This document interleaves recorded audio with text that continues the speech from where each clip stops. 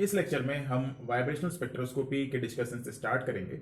तो vibrational spectroscopy में किसी भी मॉलिक्यूल के वाइब्रेशनल एनर्जी लेवल्स, उनके बीच हो रहे ट्रांजिशंस और उससे मिलने वाले स्पेक्ट्रा को स्टडी किया जाता है। जो सबसे सिंप्लीफाइड मॉडल है वो है सिंपल हार्मोनिक ऑसिलेटर का, और सबसे सिंपल मॉलिक्यूल का हम कंसिडर कर सकते हैं वो एक डायटोमिक मॉलिक्यूल है। सो उसी से स्टार्ट करते हैं। अगर हमारे पास एक डायटोमिक मॉलिक्यूल है लाइक HCl, Cl क्योंकि बहुत ज्यादा हैवी है। अब वाइब्रेशनल्स का मतलब यह है कि मॉलिक्यूल बॉन्ड के अक्रॉस दोनों एटम्स वाइब्रेट करेंगे। किसी भी मॉलिक्यूल में, चाहे वो जीरो टेम्परेचर में हो, रूम टेम्परेचर में हो या वेरी हाई टेम्परेचर में हो, उसके मॉलिक्यूल्स के बीच में वाइब्रेशन हमेशा ही होगा। HCl के केस में क्लोरीन क्योंकि बहुत ज्यादा बल्कि है, तो हम ये कंसिडर कर सकते हैं कि क्लोरीन अपनी जगह फिक्स्ड है, हाइड्रोजन सिर्फ अपनी जगह वाइब्रेट कर रहा है।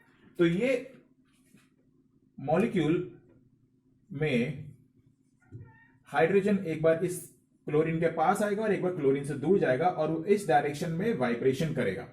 सो इसको आप कंसिडर कर सकते हो एक स्प्रिंग से जो कि दीवार में फिक्स्ड है। तो अगर आप इसको एक स्प्रिंग के साथ कंसिडर कर सकते हो तो हुक्स लॉ के हिसाब से F is equals to minus KX, right. और हुक्स लॉ का यूज करके हमें मिलेगा potential energy equals to half KX square. ये फोर्स रिस्टोरिंग फोर्स है जो हाइड्रोजन को अपने इक्विलिब्रियम पोजीशन में वापस आने के लिए फोर्स करता है, और x है जितना डिस्प्लेसमेंट वो इक्विलिब्रियम पोजीशन से कर रहा है, और k फोर्स कांस्टेंट है जिसका हम आगे बहुत ज्यादा यूज करने वाले हैं। सो ये पोटेंशियल एनर्जी का हमें फॉर्मूला मिल रहा है। अगर हम कंसिडर करें कि हमारा मॉडल एक सिंपल हार्मोनिक ऑसिलेटर है, और सिंपल हार्मोनिक ऑसिलेटर का ये पोटेंशियल एनर्जी का फॉर्मूला है जो कि एक पैराबोला है, पैराबोला का इक्वेशन है, तो इस केस में हमें जो प्लॉट मिलेगा वो कुछ इस तरह होगा। This is U, this is R, जो कि कंसिडर कर सकते हैं x से। अब x है डिस्प्लेसमेंट जितना उसका इक्विलिब्रियम पोजीशन से हो रहा है, उसको मैं रिप्रेजेंट कर सकता हूं R इक्विलिब्रियम माइनस R से। मतलब इक्विलिब्रियम पोजीशन पे जो बॉन्ड डिस्टेंस है उसके रिस्पेक्ट में जितना वो इधर डिस्प्लेस हो रहा है या इधर डिस्प्लेस हो रहा है, वो टोटल जितना वैल्यू होगा उसको हम R इक्विवेलेंट माइनस R से रिप्रेजेंट कर सकते हैं। तो इस केस में this is R equivalent minus R। Okay, इसका एक मिनिमा एग्जिस्ट करेगा जो कि होगा जब हाइड्रोजन एटम इक्विलिब्रियम पोजीशन पे है। So that means this is your R equilibrium.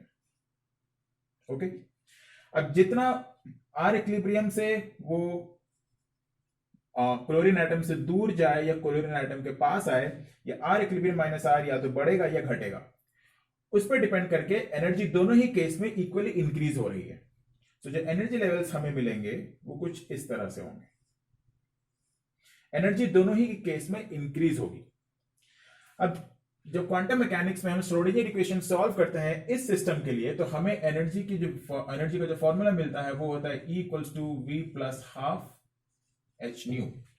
V है वाइब्रेशनल क्वांटम नंबर, या फिर मॉलिक्यूल जिस वाइब्रेशनल एनर्जी स्टेट में है वो। ओके, अब V की वैल्यू 0, 1 से लेके इंफिनिटी तक हो सकती है, और अगर V की वैल्यू 0 है तो उस केस में एनर्जी हो जाएगी half H nu. V equals to 0 है ग्राउंड स्टेट। इसका मतलब यह है जब मॉलिक्यूल ग्राउंड स्टेट में है, एब्सोल्यूट 0 या 0 केल्विन में भी मॉलिक्यूल ग्राउंड स्टेट से नीचे तो नहीं जा सकता, तो उस केस में उसके पास हाफ H न्यू एनर्जी होगी। दैट मींस वो थोड़ा सा ही सही अपने इक्विलिब्रियम पोजीशन से वाइब्रेट करेगा, वहां से डिस्प्लेस करेगा।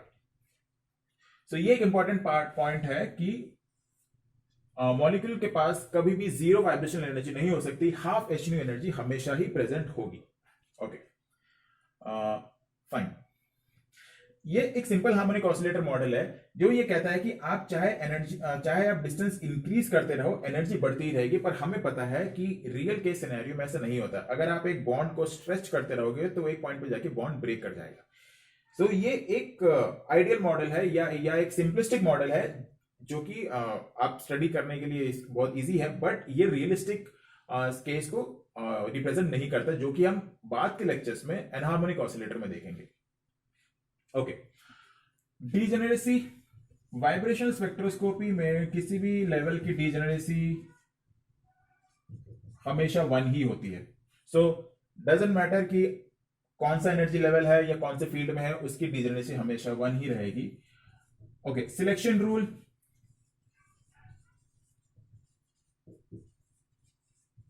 ओके, सिलेक्शन रूल है delta V is equals to plus minus 1। एक एनर्जी लेवल ऊपर या एक एनर्जी लेवल नीचे, अगर इसको मैं कंसिडर करूं तो डेल्टा ई हो जाएगा 1 एच न्यू, क्योंकि अगर आप यहां पे वैल्यूज पुट करो, this is half H nu, this is 3/2 H nu, 5/2 H nu, 7/2 H nu. So एक एनर्जी लेवल से दूसरे में जाने के लिए 1 unit of H new amount of energy की जरूरत पड़ती है। ओके, नेक्स्ट पार्ट कि बोल्ट्जमैन पॉपुलेशन क्या है। बोल्ट्जमैन पॉपुलेशन का मतलब है किसी भी एनर्जी लेवल में कितने नंबर ऑफ मॉलिक्यूल्स हैं। अगर हम इसको निकालना चाहें with respect to first energy level में कितने हैं relative to ground energy level में कितना है, so E n1/n0 equals to delta E by KT। Delta E क्या आएगा? डेल्टा E होगा 3/2 h nu minus half h nu, that is h nu, so that is e to the power minus half h nu by KT। अगर temperature 300 kelvin consider करें या 27 degree Celsius जो कि room temperature के आसपास है, तो ये रेशियो आएगा 0.008 या फिर 0.8%। इसका मतलब ये है जो फर्स्ट एक्साइटेड एनर्जी स्टेट है उसमें सिर्फ 0.8% मॉलिक्यूल्स हैं, और maximum most of the time 99% molecules ground state में ही रहते हैं रूम टेम्परेचर पे। सो जब भी आपको कोई स्पेक्ट्रा मिलेगा उसमें सबसे मैक्सिमम कंट्रीब्यूशन हमेशा 0 to 1 ट्रांजिशन के लिए होगा। इससे रिलेटेड क्वेश्चंस आ सकते हैं कि वाइब्रेशनल स्पेक्ट्रोस्कोपी में जो सबसे डोमिनेंट ट्रांजिशन होता है, जो सबसे इंटेंस पीक मिलती है, वो कौन से ट्रांजिशन के लिए होता है। तो वो हमेशा, अगर सपोज आपके पास कुछ इस तरह की पीक आई है तो ये 0 to 1, और छोटी पीक्स आ सकती हैं, पहले तो नहीं आएगी, बाद में ही आएगी। तो जो इन सबसे इंटेंस पीक है वो हमेशा 0 to 1 के लिए ही होगी। ओके, सो आई थिंक और कुछ तो आई थिंक इतना ही इंपॉर्टेंट पार्ट है। सिंपल हार्मोनिक ऑसिलेटर को यूज करके हम किसी भी मॉलिक्यूल के या सबसे सिंपल जैसे डायटोमिक मॉलिक्यूल के वाइब्रेशन को रिप्रेजेंट कर सकते हैं। आई डोंट थिंक इससे रिलेटेड बहुत ज्यादा क्वेश्चंस पहले आए हैं। नेक्स्ट लेक्चर में हम स्टार्ट करेंगे कि इनका एप्लीकेशन बेस्ड क्वेश्चंस क्या क्या है, इनका यूज करके हम क्या क्या केमिकल प्रॉपर्टी को डिटरमाइन कर सकते हैं। ओके, उससे पहले वन लास्ट थिंग, ये है वाइब्रेशनल फ्रीक्वेंसी, जिस फ्रीक्वेंसी से वो वाइब्रेट कर रहा है ये, और इसका फॉर्मूला है 1/2 पाई अंडर रूट के बाई म्यू। ओके, जहां पे म्यू है रिड्यूस्ड मास, के है फोर्स कांस्टेंट, और ये है वाइब्रेशन फ्रीक्वेंसी जिस फ्रीक्वेंसी से वो वाइब्रेट कर रहा है। अगर आप इसको सेंटीमीटर इनवर्स में निकालना चाहते हैं तो इसको डिवाइड करना पड़ेगा C से, अदरवाइज ये हर्ट्ज में आएगा। ओके, सो ये एक इंपॉर्टेंट फॉर्मूला है जो आगे जाके काम आने वाला है। सो इसका यूज करके हम मॉलिक्यूल की वाइब्रेशन फ्रीक्वेंसी को निकाल सकते हैं। सो जो नेक्स्ट इंपॉर्टेंट चीज है जो मुझे पहले ही डिस्कस करनी चाहिए थी कि कौन से मॉलिक्यूल्स वाइब्रेशनल स्पेक्ट्रोस्कोपी में एक्टिव होंगे। सो वो हो जाता है ग्रॉस सिलेक्शन रूल। ओके, सो वो मॉलिक्यूल जिसमें वाइब्रेशन के टाइम पे कोई डायपोल मोमेंट का चेंज आता है या कोई डायपोल मोमेंट क्रिएट होता है, वो मॉलिक्यूल्स रोटेशनल वाइब्रेशनली एक्टिव होंगे। फॉर एग्जांपल, जिनके पास परमानेंट डायपोल मोमेंट है वो तो ऑब्वियसली एक्टिव होंगे। मतलब जो माइक्रोवेव एक्टिव हैं वो वाइब्रेशनली भी एक्टिव होंगे, क्योंकि रोटेशन स्पेक्ट्रोस्कोपी की कंडीशन है कि परमानेंट डायपोल मोमेंट होना चाहिए, तो वो वाइब्रेशनली भी एक्टिव होंगे। पर जो मॉलिक्यूल्स माइक्रोवेव में इनएक्टिव है, उनमें से कुछ मॉलिक्यूल्स वाइब्रेशनली एक्टिव हो सकते हैं. एज फॉर एग्जाम्पल OCO, इसका डायपोल मोमेंट 0 है, लेकिन अगर ये वाइब्रेशन कर रहा है तो इसमें एक बॉन्ड ऐसा भी हो सकता है. सो इस केस में डायपोल मोमेंट इस डायरेक्शन में क्रिएट होगा, सिमिलरली दूसरे डायरेक्शन में हो सकता है. तो during the vibration dipole moment create हो रहा है, तो ये मॉलिक्यूल्स भी वाइब्रेशनली एक्टिव होंगे. तो फिर कौन से ऐसे मॉलिक्यूल्स हैं जो वाइब्रेशनली इनएक्टिव होंगे? सपोज होमोडायटॉमिक,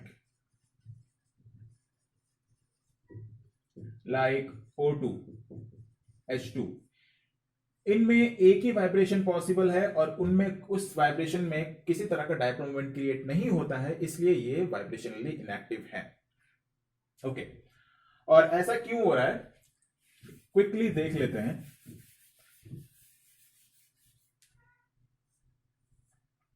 सपोज HCl, ये इक्विलिब्रियम पोजीशन है.